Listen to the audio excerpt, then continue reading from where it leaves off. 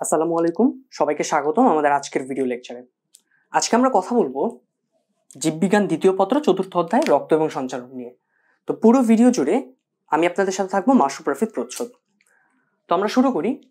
তো শুরুতেই এই চ্যাপ্টারটা বোঝার জন্য আমাদেরকে বুঝতে হবে রক্ত এবং সঞ্চালন এই অধ্যায়ের নামের সিগনিফিকেন্সটা কি জিনিস।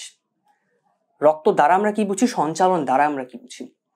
তো আমরা যদি রক্ত কি বুঝতে চাই, আমরা সবাই মোটামুটি জানি যদি আমাদের হাতে কোথাও কেটে যায় তখন আমাদের হাতে একটা ব্লিডিংস হয়।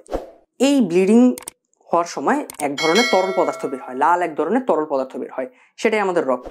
বাট যদি আরেকটু সুন্দরভাবে বইয়ের ভাষায় আমরা বলতে চাই, রক্ত হচ্ছে ঈষৎ ক্ষারীয় তরল যোজক কলা। ঈষৎ ক্ষারীয় তরল যোজক কলা। তো এই কথাটার অর্থ কি?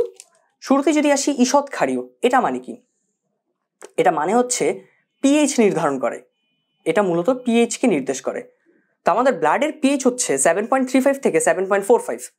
আমরা মোটামুটি জানি যখন কোনো বস্তুর পিএইচ 7-এর বেশি হয় তখন সেটাকে আমরা বলি ক্ষারীয়।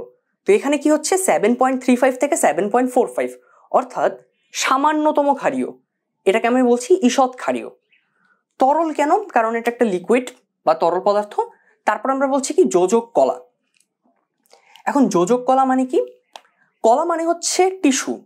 তো আমাদের শরীরে 4 ধরনের টিস্যু আছে। হিউম্যান বডিতে 4 ধরনের টিস্যু পাওয়া যায়: epithelial, connective, muscular and nervous tissue. তো এর মধ্যে রক্ত হচ্ছে একটা কানেকটিভ টিস্যু। সো এই ছিল মোটামুটি রক্তের কথাবার্তা। তারপর আসি সঞ্চালন নিয়ে আমি কি বুঝবো। সঞ্চালন বা সার্কুলেশন, আমরা জানি যে রক্ত তো কখনো শরীরের কোনো জায়গায় স্থির থাকবে না। এটা সবসময় কি হয়, একটা জায়গা থেকে অন্য একটা জায়গায় পরিবহিত হতে থাকে।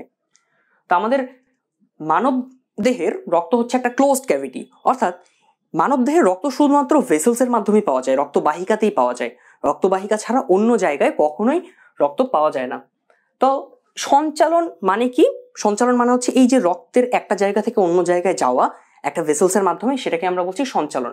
সঞ্চালনকে আরেকটু সুন্দরভাবে বোঝার জন্য আমরা মোটামুটি এই ডায়াগ্রামটা দিকে একটু তাকাতে পারি।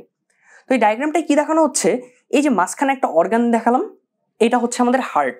যেই হার্টের 4টা প্রকোষ্ঠ থাকে এবং নীল কালার দিয়ে যতগুলো আমি ভেসেলস এঁকেছি এগুলো হচ্ছে মূলত ভেইনস। বাট কোন কোন ক্ষেত্রে এবার এটা আবার আর্টারি, এটা আবার একটা আর্টারি। তো যাই হোক, এই যে নীল কালারের যে ভেসেলসগুলো আছে এগুলো হচ্ছে কার্বন ডাইঅক্সাইড যুক্ত রক্ত পরিবহন করে। কার্বন ডাইঅক্সাইড যুক্ত রক্ত অর্থাৎ অবিশুদ্ধ রক্ত। তো কি হচ্ছে, শরীরের উপরের দিকের যত অঙ্গ রয়েছে, হাত পা, কিংবা আমি এখানে লিখেছি সিএনএস মানে হচ্ছে সেন্ট্রাল নার্ভাস সিস্টেম বা মস্তিষ্ক, এমনকি নিচের দিকে যত অঙ্গ রয়েছে, যকৃৎ, বৃক্ক, পা, এছাড়া অন্যান্য যত ধরনের অর্গানস রয়েছে, যত জায়গা রয়েছে, সব জায়গা থেকে বিভিন্ন ভেসেলসের মাধ্যমে রক্ত কি করে, কার্বন ডাইঅক্সাইড যুক্ত রক্ত বিভিন্ন ভেসেলসের মাধ্যমে হার্টে গিয়ে প্রবেশ করে। এই যে উপর থেকেও হার্টে প্রবেশ করলো, আবার নিচ থেকেও হার্টে প্রবেশ করলো। তারপর কি হচ্ছে, হার্ট থেকে আরো একটা ভেসেলসের মাধ্যমে সেই কার্বন ডাইঅক্সাইড যুক্ত রক্ত অর্থাৎ অবিশুদ্ধ রক্তটা বা দূষিত রক্তটা সেটা কোথায় চলে যায়? লাংসে চলে যাচ্ছে। আর আমরা জানি লাংসে মূলত কি হয়, গ্যাসিয়াস এক্সচেঞ্জ হয়। তো লাংস থেকে গ্যাসিয়াস এক্সচেঞ্জের পরে কার্বন ডাইঅক্সাইড যুক্ত রক্তটা পরবর্তীতে অক্সিজেন যুক্ত রক্তে পরিণত হয়, অক্সিজেন যুক্ত রক্তে। তো তারপর এই অক্সিজেন যুক্ত রক্তটা আমার হার্টে আবার ফিরে আসছে। তারপর কি হচ্ছে, হার্ট থেকে সেই বিশুদ্ধ রক্ত বা অক্সিজেন যুক্ত রক্তটা আবার সারা দেহে ছড়িয়ে যাচ্ছে। এই যে উপর থেকে সেটা মস্তিষ্কে যাবে, তারপর আবার নিচ থেকে সেটা যকৃৎ, বৃক্ক, পা এবং অন্যান্য সকল জায়গাতে পরিবহিত হবে। তারপর আবার নিচে কি হচ্ছে, অক্সিজেন যুক্ত রক্তটা যকৃতে গেল, অক্সিজেন যুক্ত রক্তটা বৃক্কে গেল, অক্সিজেন যুক্ত রক্তটা পায়ে গেল। তারপর এই প্রত্যেকটা জায়গাতে টিস্যু লেভেলে কি হবে, অক্সিজেন এবং কার্বন ডাইঅক্সাইডের এক্সচেঞ্জ হবে।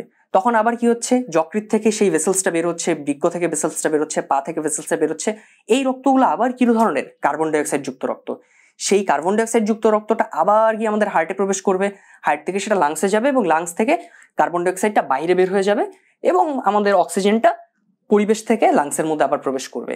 সো এই হচ্ছে কি আমাদের মোটামুটি ব্লাডের একটা সার্কুলেশন।